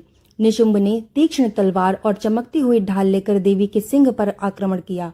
अपने वाहन को चोट पहुंची देखकर देवी ने अपने क्षुरुप्र नामक बाण से निशुंभ का तलवार और ढाल दोनों ही काट दिए। तलवार और ढाल के कट जाने पर निशुंभ ने देवी पर शक्ति से प्रहार किया। देवी ने अपने चक्र से उसके 2 टुकड़े कर दिए। फिर क्या था, दैत्य मारे क्रोध के जल भुन गया और उसने देवी को मारने के लिए उसकी ओर शूल फेंका, किंतु देवी ने अपने मुक्के से उसको भी चूर चूर कर डाला। फिर उसने देवी पर गदा से प्रहार किया। देवी ने त्रिशूल से गदा को भस्म कर डाला। इसके पश्चात वो फरसा हाथ में लेकर देवी की ओर लपका। देवी ने अपने तीखे बाणों से उसे धरती पर ही सुला दिया। अपने पराक्रमी भाई निशुंभ के इस प्रकार से मरने पर शुंभ क्रोध में भरकर देवी को मारने के लिए आगे दौड़ा।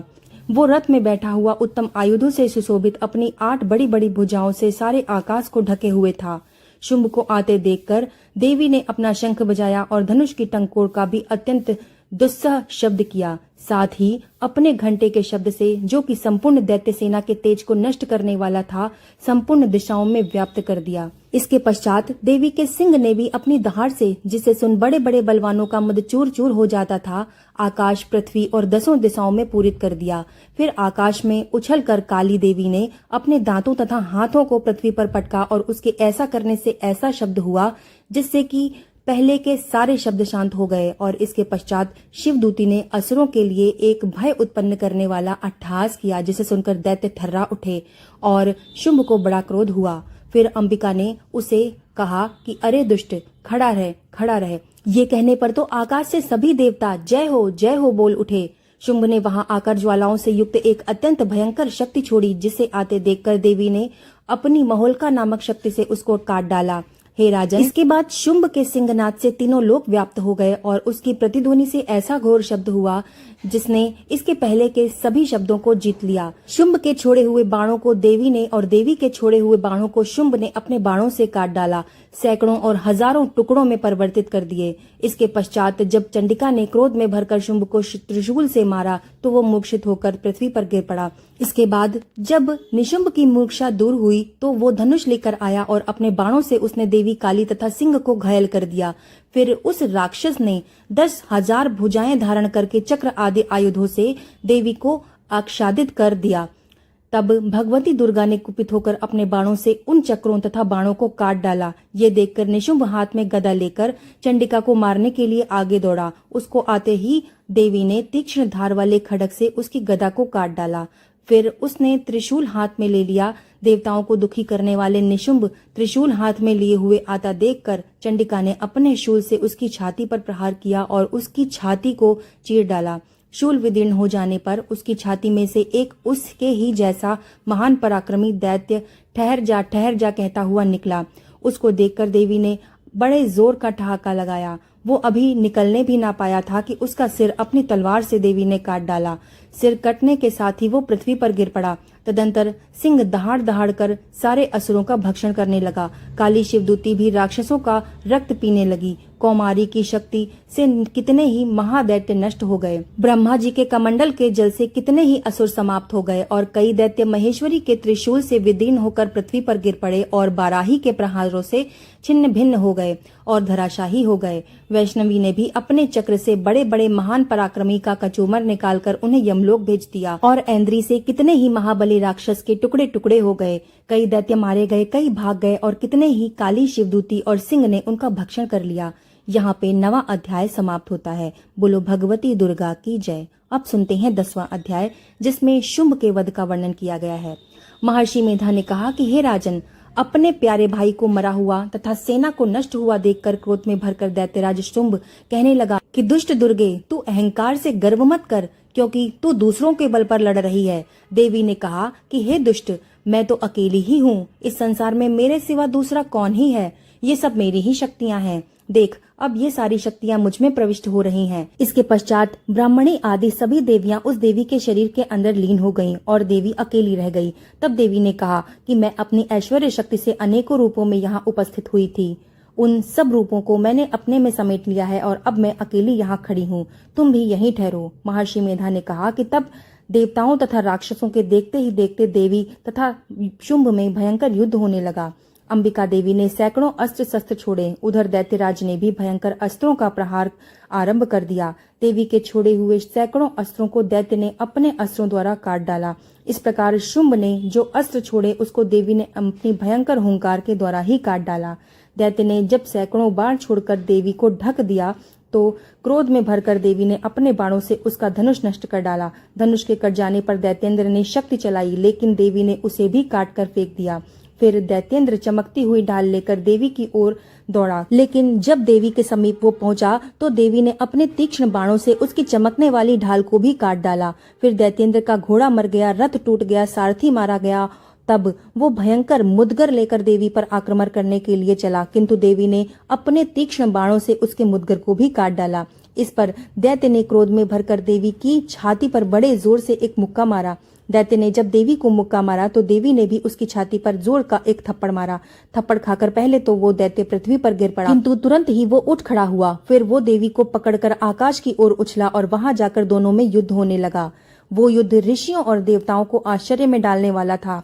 देवी आकाश में दैत्य के साथ बहुत देर तक युद्ध करती रही और देवी ने उसे आकाश में घुमाकर पृथ्वी पर गिरा दिया। दुष्टात्मा दैत्य पुनः उठकर देवी को मारने के लिए दौड़ा। तब उसको अपनी ओर आता हुआ देखकर देवी ने उसकी छाती विदीर्ण करके उसको पृथ्वी पर पटक दिया। देवी के त्रिशूल से घायल होने पर दैत्य के प्राण पखेरु उड़ गए और उसके मरने के बाद समुद्र, द्वीप, पर्वत और पृथ्वी सब कांपने लगे।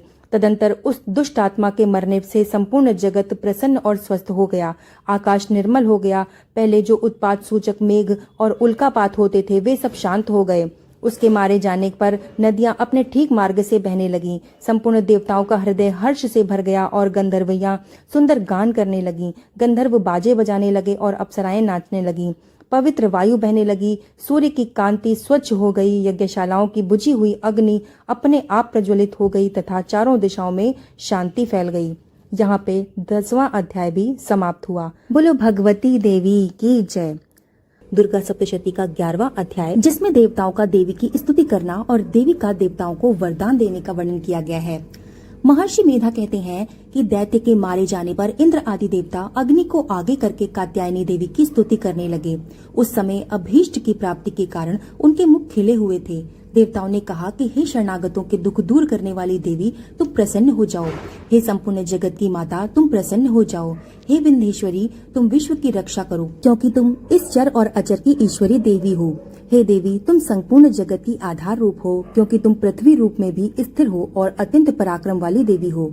तुम विष्णु की शक्ति हो और विश्व की बीज परम माया हो, और तुमने ही इस संपूर्ण जगत को मोहित कर रखा है। तुम्हारे प्रसन्न हो जाने पर पृथ्वी मोक्ष को प्राप्त होती है। हे देवी, संपूर्ण विद्याएं तुम्हारे ही भिन्न भिन्न स्वरूप हैं। इस जगत में जितनी स्त्रियां हैं वो सब तुम्हारी ही मूर्तियां हैं। एकमात्र तुमने ही इस जगत को व्याप्त कर रखा है। तुम्हारी स्तुति किस प्रकार हो सकती है, क्योंकि तुम परम बुद्धि रूप हो हो और संपूर्ण प्राणी मात्र को स्वर्ग और मुक्ति देने वाली हो। अतः इस रूप में तुम्हारी स्तुति की गई है। तुम्हारी स्तुति के लिए इससे बढ़कर और क्या युक्ति हो सकती है। संपूर्ण जनों के हृदय में बुद्धि रूप होकर तुम निवास करने वाली हो। स्वर्ग तथा मोक्ष प्रदान करने वाली हे नारायणी देवी, तुमको नमस्कार है। कालकाष्ठा आदि रूप से अवस्थाओं को परिवर्तन की ओर ले जाने वाली तथा प्राणियों का अंत करने वाली नारायणी, तुमको नमस्कार है। हे नारायणी, संपूर्ण मंगलों के मंगल वाली, हे शिवे, हे संपूर्ण प्रयोजन को सिद्ध करने वाली, हे शरणागत वत्सला, तीनों नेत्र वाली गौरी, तुमको नमस्कार है। सृष्टि, स्थिति तथा संहारक की शक्तिभूता सनातनी देवी, गुणों का आधार तथा सर्व सुखमयी नारायणी, तुमको नमस्कार है। हे शरण में आए हुए शरणागतों, दीन दुखियों की रक्षा में तत्पर, संपूर्ण पीड़ाओं को हरने वाली हे नारायणी, तुमको नमस्कार है। हे नारायणी देवी, तुम ब्राह्मणी का रूप धारण करके हंसों से जुते हुए विमान पर बैठती हो तथा कुश से अभिमंत्रित जल छिड़कती रहती हो, तुम्हें नमस्कार है। महेश्वरी रूप से त्रिशूल, चंद्रमा और सर्पों को धारण करने वाली हे महावृषभ वाहन वाली नारायणी, तुम्हें नमस्कार है। मोरों तथा मुकुटों से घिरी रहने वाली महाशक्ति को धारण करने वाली हे कौमारी रूप धारणी निष्पाप नारायणी, तुम्हें नमस्कार है। हे शंख, चक्र, गदा, फर, श्रांग, धनुष रूप आयुधों को धारण करने वाली वैष्णवी शक्ति रूपा नारायणी, तुम हम पर प्रसन्न हो जाओ, तुम्हें नमस्कार है। हे दांतों पर पृथ्वी धारण करने वाली वाराह रूपिणी कल्याणमयी नारायणी, तुम्हें नमस्कार है। हे उग्र नरसिंह रूप से दैत्यों को मारने वाली, त्रिभुवन की रक्षा में संलग्न रहने वाली नारायणी देवी, तुम्हें नमस्कार है। हे मस्तक पर किरीट और हाथ में वज्र धारण करने वाली, सहस्त्र नेत्रों के कारण उज्ज्वल, वृत्तासुर के प्राण हरने वाली ऐन्द्री शक्ति, हे नारायणी देवी, तुम्हें नमस्कार है। हे शिवदूती रूप में दैत्यों के महामद को नष्ट करने वाली, हे घोर रूप वाली, हे महाशब्द वाली, हे नारायणी देवी, तुमको नमस्कार है। दाढ़ों के कारण विकराल मुख वाली, मुंडमाला से विभूषित मुंड मर्दिनी चामुंडा रूपा नारायणी, तुम्हें नमस्कार है। हे लक्ष्मी, लज्जा, महाविद्या, श्रद्धा, पुष्टि, स्वधा, ध्रुवा, महारात्रि तथा महाविद्या रूपा नारायणी, तुमको नमस्कार है। हे मेधा, सरस्वती, सर्वोत्कृष्ट ऐश्वर्य रूपिणी पार्वती, महाकाली, नित्यंता तथा ईश्वर रूपिणी नारायणी देवी, तुम्हें नमस्कार है। हे सर्वस्वरूप सर्वेश्वरी, सर्वशक्ति युक्त देवी, हमारी भय से रक्षा करो, तुम्हारा नमस्कार है। हे कात्यायनी, तीनों नेत्रों से भूषित ये तेरा सौम्य मुख सब तरह से डरों से हमारी रक्षा करता है, तुम्हें नमस्कार है। हे भद्रकाली, ज्वालाओं के समान भयंकर, अति उग्र एवं संपूर्ण असुरों को नष्ट करने वाला तुम्हारा त्रिशूल हमें भय से बचाए, तुमको नमस्कार है। हे देवी, जो अपने शब्द से इस जगत को पूरित करके दैत्यों के तेज को नष्ट करता है, वो आपका घंटा इस प्रकार हमारी रक्षा करे जैसे माता अपने पुत्रों की रक्षा करती हैं। हे चंडिके, असुरों के रक्त और चर्बी से चर्चित जो आपकी तलवार है वो हमारा मंगल करे, हम तुमको नमस्कार करते हैं। हे देवी, जब तुम प्रसन्न होती हो तो संपूर्ण रोगों को नष्ट कर देती हो और जब रुष्ट हो जाती हो तो संपूर्ण मनवांचित कामनाओं को नष्ट कर देती हो। जो मनुष्य तुम्हारी शरण में जाते हैं उन पर कभी भी विपत्ति नहीं आती, बल्कि तुम्हारी शरण में गए हुए मनुष्य दूसरों को आश्रय देने के योग्य हो जाते हैं। अनेकों रूपों से तुम बहुत प्रकार की मूर्तियों को धारण करके इन धर्मद्रोही असुरों का तुमने संहार किया है, तुम्हारे सिवा कौन ही ऐसा कर सकता था। चतुर्दश महाविद्याएं, षट शास्त्र और चारों वेदों तुम्हारे ही प्रकाश से प्रकाशित हैं, उनमें तुम्हारा ही वर्णन है। जहाँ राक्षस विषैले सर्प शत्रुगण हैं, वहाँ और समुद्र के बीच में भी तुमने साथ रहकर इस विश्व की रक्षा की है। हे विश्वेश्वरी, तुम विश्व का पालन करने वाली विश्व स्वरूपा हो, इसलिए संपूर्ण जगत को धारण करती हो, इसलिए ब्रह्मा विष्णु महेश की भी वंदनीय हो। जो भक्ति पूर्वक तुमको नमस्कार करते हैं वो विश्व को आश्रय देने वाले बन जाते हैं। हे देवी, तुम प्रसन्न हो जाओ और असुरों को मारकर जिस प्रकार तुमने हमारी रक्षा की है, ऐसे ही हमारी शत्रुओं से सदा ही हमारी रक्षा करती रहो। संपूर्ण जगत के पाप नष्ट कर दो और पापों तथा उनके फल स्वरूप होने वाली महामारी आदि बड़े बड़े उपद्रवों को शीघ्र ही दूर कर दो। विश्व की पीड़ा को हरने वाली देवी, शरण में पड़े हुओं पर प्रसन्न हो जाओ। त्रिलोक निवासिनी की पूजनीय परमेश्वरी, हम लोगों को वरदान दो। तो देवी ने कहा कि हे देवताओं, मैं तुमको वरदान देने के लिए तैयार हूँ, आपकी जैसी इच्छा हो वैसा वर मांग लो, मैं तुमको दूंगी। तो देवताओं ने कहा कि हे सर्वेश्वरी, त्रिलोकी के निवासियों की समस्त पीड़ाओं को तुम इस प्रकार हरती रहो जैसे तुमने अभी हरा है, और हमारे शत्रुओं को भी इस प्रकार नष्ट करती रहो। देवी ने कहा कि वैवस्वत मनवंतर के 28वें युग में 2 और महाअसुर शुंभ और निशुंभ उत्पन्न होंगे। उस समय मैं नंद गोप के घर से उत्पन्न होकर विंध्याचल पर्वत पर शुंभ और निशुंभ का संहार करूंगी। फिर अत्यंत भयंकर रूप से पृथ्वी पर अवतीर्ण होकर मैं वैप्रचित्ति नामक दानवों का नाश करूंगी। उन भयंकर महाअसुरों का भक्षण करते समय मेरे दांत अनार के पुष्प के समान लाल होंगे। इसके पश्चात स्वर्ग में देवता और पृथ्वी पर मनुष्य मेरी स्तुति करते हुए मुझे रक्त दंतिका कहेंगे। फिर जब 100 वर्षों तक वर्षा नहीं होगी तो मैं ऋषियों की स्तुति करने पर आयोनिज नाम से प्रकट हो जाऊंगी और अपने 100 नेत्रों से ऋषियों की ओर देखूंगी। अतः मनुष्य शताक्षी नाम से मेरा कीर्तन करेंगे। उस समय मैं अपने शरीर से उत्पन्न हुए प्राणों की रक्षा करने वाले शाकों द्वारा सब प्राणियों का पालन करूंगी, और तब इस पृथ्वी पर मैं शाकांबरी के नाम से विख्यात हो जाऊंगी। और इसी अवतार में मैं दुर्ग नामक महाअसुर का वध करूंगी, और इससे मैं दुर्गा देवी के नाम से प्रसिद्ध हो जाऊंगी। इसके पश्चात जब मैं भयानक रूप धारण करके हिमालय निवासी ऋषियों महर्षियों की रक्षा करूंगी, तब भीमा देवी के नाम से मेरी ख्याति होगी। और जब फिर अरुण नामक असुर तीनों लोगों को पीड़ा देंगे, तब मैं असंख्य भ्रमरों का रूप धारण करके उस महादैत्य का वध करूंगी। तब स्वर्ग में देवता और मृत्युलोक में मनुष्य मेरी स्तुति करते हुए मुझे भ्रामरी रूप से पुकारेंगे। इस प्रकार जब जब पृथ्वी राक्षसों से पीड़ित होगी, तब तब मैं अवतरित होकर शत्रुओं का नाश करूंगी। यहाँ पर 11वां अध्याय समाप्त हुआ। कहते हैं दुर्गा सप्तशती का 12वां अध्याय, जिसमें देवी के चरित्र के पाठ का महात्म्य बताया गया है। देवी बोली कि हे देवताओं, जो पुरुष इन स्तोत्रों द्वारा एकाग्रचित होकर मेरी स्तुति करेगा, उसके संपूर्ण कष्टों को निसंदेह हर लूंगी।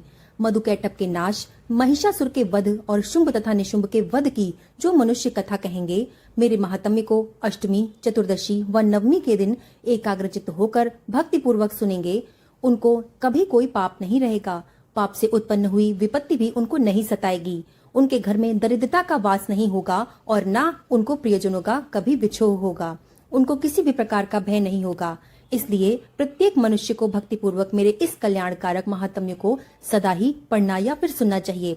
मेरा ये महात्म्य महामारी से उत्पन्न हुए संपूर्ण उपद्रवों को एवं 3 प्रकार के उत्पातों को शांत कर देता है। जिस घर व मंदिर में या फिर जिस स्थान पर मेरा ये स्तोत्र विधि पूर्वक पढ़ा जाता है, उस स्थान का मैं कभी भी त्याग नहीं करती, और वहाँ सदा ही मेरा निवास रहता है। बलिदान, पूजा, होम तथा महोत्सवों में मेरा ये चरित्र उच्चारण करना तथा सुनना चाहिए। ऐसा हवन या पूजन मनुष्य जानकर या बिना जाने करे तो मैं उसे तुरंत ही ग्रहण कर लेती हूँ। और शरद काल में प्रत्येक वर्ष जो महापूजा की जाती है, उसमें मनुष्य भक्ति पूर्वक मेरा ये महात्म्य सुनकर सब विपत्तियों से छूट जाता है और धन धान्य तथा पुत्र आदि से संपन्न हो जाता है। और मेरे इस महात्म्य व कथाओं आदि को सुनकर मनुष्य निर्भय हो जाता है, और महात्म्य के श्रवण करने मात्र से शत्रु नष्ट हो जाते हैं, कल्याण की प्राप्ति होती है, उनका कुल आनंदित हो जाता है, और सारे कष्ट शांत हो जाते हैं तथा भयंकर से भयंकर स्वप्न दिखाई देना तथा घरेलू दुख इत्यादि सब मिट जाते हैं। बाल ग्रहों में ग्रसित बालकों के लिए मेरा ये महात्म्य परम शांति देने वाला है। मनुष्यों में फूट पड़ने पर ये भली भांति मित्रता करवाने वाला है।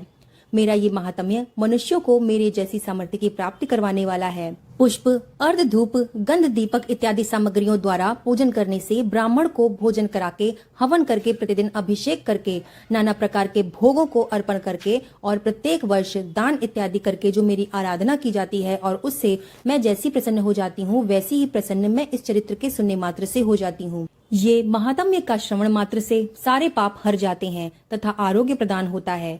मेरे प्रादुर्भाव का कीर्तन दुष्ट प्राणियों से रक्षा करने वाला है, युद्ध में दुष्ट दैत्यों का संहार करने वाला है। इसके सुनने से मनुष्य को शत्रुओं का भय नहीं रहता। हे देवताओं, तुमने जो मेरी स्तुति की है अथवा ब्राह्मणों ने जो मेरी स्तुति की है, वो मनुष्यों के लिए कल्याणमयी बुद्धि प्रदान करने वाली है। वन में सोने मार्ग में अथवा दावानल से घिरे जाने पर, वन में चोरों से घिरा हुआ या फिर शत्रुओं द्वारा पकड़ा हुआ, जंगल में सिंहों से, व्याघ्रों या फिर जंगली जानवरों या फिर हाथियों द्वारा पीछा हुआ, राजा के क्रुद्ध हो जाने पर मारे जाने के भय से, या फिर समुद्र में नाव के डगमगाने पर, भयंकर से भयंकर युद्ध में फंसा होने पर, किसी भी प्रकार की पीड़ा से पीड़ित, घोर बाधाओं से दुखी हुआ मनुष्य मेरे इस चरित्र को स्मरण करने से उस संकट से मुक्त हो जाता है। मेरे प्रभाव से सिंह, चोर, शत्रु इत्यादि दूर भाग जाते हैं और पास नहीं आते। महर्षि ने कहा कि प्रचंड पराक्रम वाली भगवती चंडिका यो कहने के पश्चात सब देवताओं के देखते ही देखते अंतर्ध्यान हो गई और संपूर्ण देवता अपने शत्रुओं के मारे जाने पर पहले की तरह यज्ञ भाग का उपभोग करने लगे और उनको अपने अधिकार फिर से प्राप्त हो गए तथा युद्ध में देवताओं के शत्रु शुंभ व निशुंभ के देवी के हाथों मारे जाने पर बाकी बचे हुए राक्षस पाताल लोक को चले गए। हे राजन, इस प्रकार भगवती अंबिका नित्य होती हुई भी बार बार प्रकट होकर इस जगत का पालन करती हैं, इसको मोहित करती हैं, जन्म देती हैं और प्रार्थना करने पर समृद्धि प्रदान करती हैं। हे राजन, भगवती ही महाप्रलय के समय महामारी का रूप धारण कर लेती हैं, वही संपूर्ण ब्रह्मांड में व्याप्त हैं और वही भगवती समय समय पर महाकाली और महामारी का रूप बनाती हैं। स्वयं अजन्मा होती हुई भी सृष्टि के रूप में प्रकट होती हैं।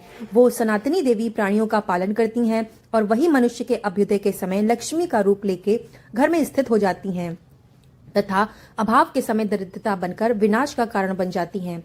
पुष्प, धूप और गंध आदि से पूजन करके उनकी स्तुति करने से वो धन एवं पुत्र देती हैं और धर्म में शुभ बुद्धि प्रदान करती हैं।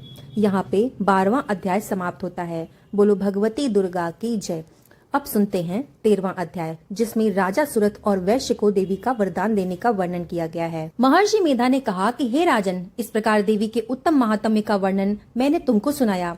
जगत को धारण करने वाली इस देवी का ऐसा ही प्रभाव है। वही देवी ज्ञान को देने वाली है और भगवान विष्णु की इस माया के प्रभाव से तुम और ये वैश्य तथा अन्य विवेकी जन मोहित होते रहते हैं और भविष्य में भी मोहित होते रहेंगे। हे राजन, तुम इस परमेश्वरी की शरण में जाओ। यही भगवती की आराधना करके मनुष्य को भोग, स्वर्ग तथा मोक्ष प्रदान होता है। मार्कंडेय जी ने कहा कि महर्षि मेधा की ये बात सुनकर राजा सुरथ ने उन उग्र व्रत वाले ऋषि को प्रणाम किया। राज्य के छिन जाने के कारण उसके मन में अत्यंत ग्लानि हुई और वो राजा तथा वैश्य तपस्या करने के लिए वन को चले गए और नदी के तट पर आसन लगाकर भगवती के दर्शनों के लिए तपस्या करने लगे। दोनों ने नदी के तट पर देवी की मूर्ति बनाई और पुष्प, दीप, धूप तथा हवन के द्वारा उनका पूजन करने लगे। पहले उन्होंने आहार को कम कर दिया, फिर बिल्कुल निराहार रहकर भगवती में मन लगाकर एकाग्रता पूर्वक उनकी आराधना करने लगे। वो दोनों अपने शरीर के रक्त से देवी को बलि देते हुए 3 वर्षों तक लगातार भगवती की आराधना करते रहे। 3 वर्ष के पश्चात जगत का पालन करने वाली चंडिका ने उनको प्रत्यक्ष दर्शन देकर कहा कि हे राजन तथा अपने कुल को प्रसन्न करने वाले वैश्य, तुम जिस वर की इच्छा रखते हो वो तुम मुझसे मांगो, वो वर मैं तुमको दूंगी, क्योंकि मैं तुम पर अत्यंत प्रसन्न हूँ। मार्कंडेय जी कहते हैं कि ये सुनकर राजा ने अगले जन्म में नष्ट न होने वाला अखंड राज्य और इस जन्म में बलपूर्वक अपने शत्रुओं को नष्ट करने के पश्चात अपना पुनः राज्य प्राप्त करने के लिए भगवती देवी से वरदान मांगा। और वैश्य ने भी, जिसका चित्त संसार की ओर से विरक्त हो चुका था, भगवती से अपनी ममता तथा अहंकार रूप आसक्ति को नष्ट कर देने वाले ज्ञान को देने के लिए कहा। तो देवी ने कहा कि हे राजन, तुम शीघ्र ही अपने शत्रुओं को मारकर पुनः अपना राज्य प्राप्त कर लोगे। तुम्हारा राज्य स्थिर रहने वाला होगा। फिर मृत्यु के पश्चात आप सूर्य देव के अंश से जन्म लेकर सावर्णिक मनु के नाम से विख्यात होगे और इसी नाम से तुम्हारे इस पृथ्वी पर ख्याति होगी। हे वैश्य, कुल में श्रेष्ठ, जो तुमने मुझसे वर मांगा है वो मैं आपको देती हूँ। आपको मोक्ष देने वाले ज्ञान की प्राप्ति होगी। मार्कंडेय जी कहते हैं कि इस प्रकार उन दोनों को मनवांछित वर प्रदान कर तथा उनसे अपनी स्तुति सुनकर भगवती अंतर्ध्यान हो गईं और इस प्रकार क्षत्रिय में श्रेष्ठ वो राजा सुरथ भगवान सूर्यदेव से जन्म लेकर इस पृथ्वी पर सावर्णिक मनु के नाम से विख्यात हुए। यहाँ पे 13वां व अंतिम अध्याय भी समाप्त हुआ। बोलो भगवती दुर्गा की जय। सुनने के बाद कमेंट बॉक्स को माता के जयकारों के साथ भर दीजिएगा और अगर आपको पसंद आया हो तो इसे लाइक करके शेयर कर दीजिएगा। चैनल को सब्सक्राइब करके बेल आइकन जरूर प्रेस कर दीजिएगा। इसके अलावा दुर्गा सप्तशती के पाठ के बाद सिंध कुंजिका स्तोत्र का पाठ भी अवश्य करना चाहिए। इसके लिए ये पाठ हिंदी में आपको मेरे ही चैनल पर अगले दिन उपलब्ध हो जाएगा, तो उसे भी आप जरूर सुनिएगा। तो मिलते हैं अगले वीडियो के साथ, तब तक के लिए जय माता दी।